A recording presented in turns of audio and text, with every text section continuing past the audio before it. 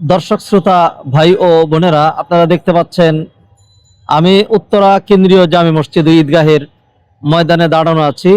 যেই জায়গাটা আপনারা দেখতে পাচ্ছেন খালি, এইখানে আমরা অলরেডি 3 থেকে 4 মাস হলো অন্তত 4 কোটি টাকার পাইলিং আমরা এখানে করেছি।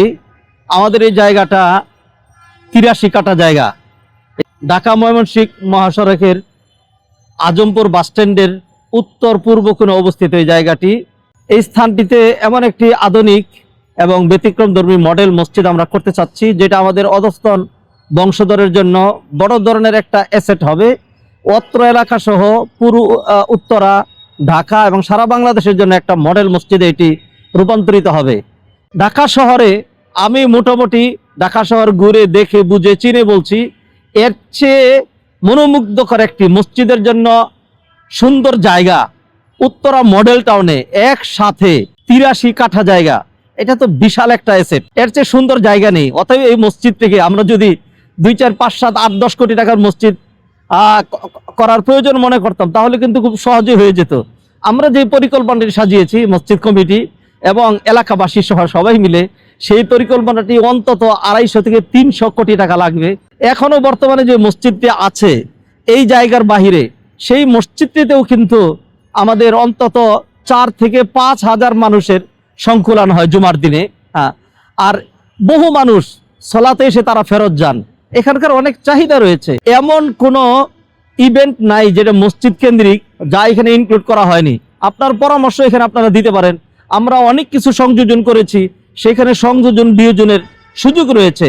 বিশাল পাঠাগার থাকবে এর মধ্যে, এরপরে হলো জনসেবামূলক প্রতিষ্ঠান থাকবে, ফ্রি রোগীর চিকিৎসা করার জন্য সেখানে একটা ইউনিট থাকবে। তবে বলে দিচ্ছি, এটা যারা মনে করেন যে মসজিদ শুধু নামাজের জায়গা, আমরা ওই রকম একটি মসজিদ এখানে দাঁড় করাতে চাচ্ছি না। এটি একটি পূর্ণাঙ্গ মসজিদ কমপ্লেক্স, যার বহু উইংস এবং বহু দিক রয়েছে। দৈনন্দিন এখানে হালাকা হবে, দর্স হবে, আকীদার উপর, তাফসিরের উপর, হাদিসের উপর, ফিকহের উপর। দেশবরেণ্য উলামায়ে কেরামগণ সেই দর্সগুলো পরিচালনা করবেন। দেশবরেণ্য উলামায়ে কেরাম খতিবগণ এখানে খুতবা দিবেন। অতএব এই মসজিদটি আমরা করতে চাই আমাদের নেক্সট জেনারেশন, আমাদের দেশের যেই বিশাল চাহিদা, সেই চাহিদাকে সামনে রেখে। অতএব আমি আপনার সহযোগিতা কামনা করছি। নবী মুহাম্মদ রাসূলুল্লাহ সাল্লাল্লাহু আলাইহি সাল্লাম হাদিসে ইরশাদ করছেন, মান বানা লিল্লাহি মাসজিদান বানাল্লাহু লাহু ফিল জান্নাতি মিসলা। যে ব্যক্তি আল্লাহর জন্য মসজিদ নির্মাণ করে, আল্লাহ সুবহানাহু ওয়া তাআলা সাথে সাথেই তার জন্য জান্নাতে অনুরূপ বালাখানা তৈরি করেন। উলামায়ে কেরামগণ, মুসল্লিয়ানে কেরাম, মসজিদ কমিটির ভাইয়েরা নিরলস প্রচেষ্টা চালিয়ে যাচ্ছেন। বাংলাদেশের যে কোনো জায়গা থেকে আপনি আমাদের সাথে অনলাইনে যুক্ত হতে পারেন।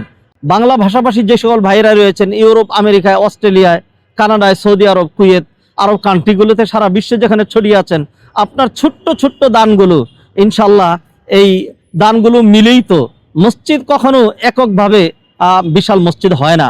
আর আমাদের মসজিদে আলহামদুলিল্লাহ ইনশাল্লাহ আমরা মনে করি সারা দেশের সকল জনগণের হালাল যে দান, সেই দানের মাধ্যমে আমরা এই মসজিদটি আমরা শেষ করতে পারবো।